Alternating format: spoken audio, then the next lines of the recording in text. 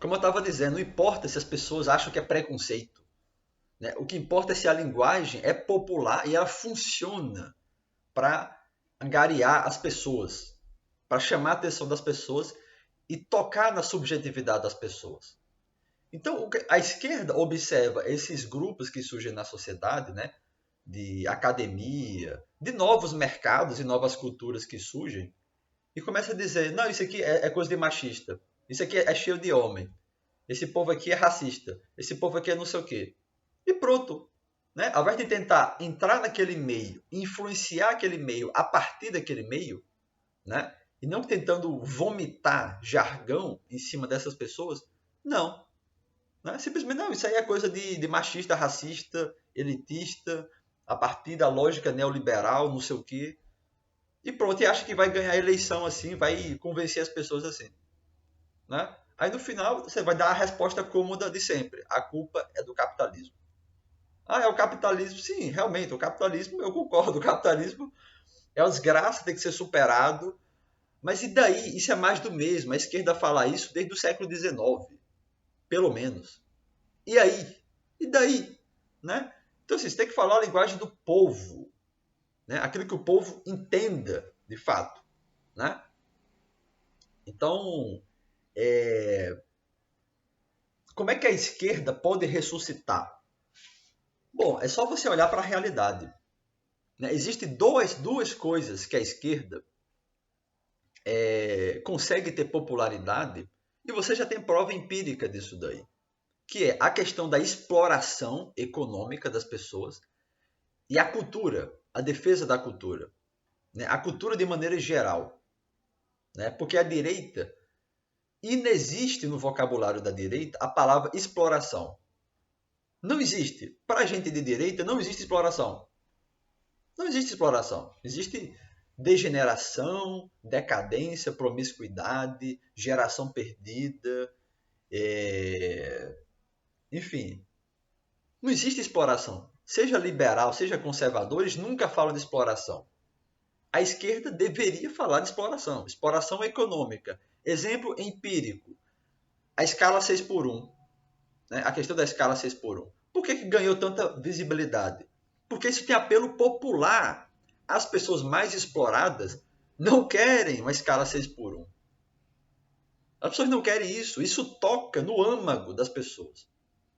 As pessoas mais exploradas economicamente, só a esquerda consegue organizar essas pessoas a partir dessa questão da exploração.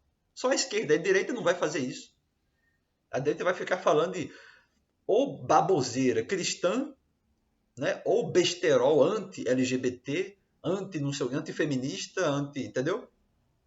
Mas assim, esse é o grande ponto fraco da extrema-direita. A extrema-direita nunca melhorou e nunca vai melhorar a situação econômica das pessoas. Muito pelo contrário, porque eles defendem superexploração do trabalho, precarização do trabalho, com esse monte de mitologia do empreendedorismo e não sei o quê.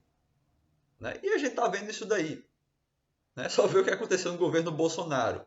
A fome voltou, a miséria aumentou e os bilionários também cresceram. É isso daí, a extrema-direita é isso daí. Então, ao invés da esquerda focar nisso, não é a questão da opressão. A opressão de gênero, opressão racial. Isso não gera engajamento. Exploração, isso gera. Isso gera. Né? Seja a exploração do trabalhador rural, trabalhador urbano, esses trabalhadores de aplicativo, né? Pessoas que são exploradas. Esse é o primeiro ponto. O segundo ponto é a cultura. A extrema-direita também nunca vai defender a cultura, né? Porque a extrema-direita tem uma visão aristocrática da cultura. Né? Para eles, cultura é Europa cristã elitista. É isso. Cultura para eles é isso daí. Né? De uma maneira ou de outra. Então, ao invés da esquerda nacional, a esquerda nacional, né? Enfatizar a cultura de cada estado, né? A particularidade de cada estado e como isso, inclusive, pode ajudar na economia, com turismo, né? Com música, com tanta coisa. Porque só a esquerda consegue fazer isso. A direita nunca vai defender a cultura popular, seja no Pará, seja em Maceió, seja no Rio Grande do Norte, seja no interior do Rio de Janeiro. A direita está pouco se lixando para isso daí. Eles têm um projeto armamentista, teocrático, cristão, liberaloide, enfim. A própria celebração aí da Fernanda Torres é um exemplo disso daí. Veja a reação da extrema-direita com isso daí. Só sabem falar mal, só sabem reclamar. Né? Toda a população está comemorando isso daí, menos esse bando de arrombado da direita. Por quê? Porque eles não valorizam a cultura. Nem a cultura no sentido do cinema, nem da música, nem porra nenhuma. Né? A relação com o sertanejo, por exemplo, que é agronejo, na verdade, é um contexto econômico, porque está ligado ao agronegócio. Entende? Não tem a ver com a valorização do sertanejo, porque isso não é sertanejo, inclusive. Né? Isso que se chama de sertanejo não é sertanejo desde os anos 90, pelo menos. Né? Isso é agronejo, agropop, agro qualquer merda, mas isso não é sertanejo. Então, assim, só quem pode defender a cultura no sentido largo, nacional, para criar uma aliança nacional entre várias culturas, e a cultura brasileira é muito diversa, é a esquerda. Só a esquerda consegue fazer isso daí. Né? Dialogando, obviamente, com a cultura internacional, com o que é inevitável também, essa questão da globalização, K-pop, esses filmes dos Estados Unidos e tal. Tem que criar uma convergência cultural. Só a esquerda pode defender a cultura desse país. Né? A diversidade cultural. Então, agora, você vê alguém falar isso daí? Você vê uma ênfase na questão da exploração dos trabalhadores, inclusive escravos, né? E a cultura, como a cultura pode unir. Não vê. O que você vê é isso que se convencionou chamar de identitarismo. Né?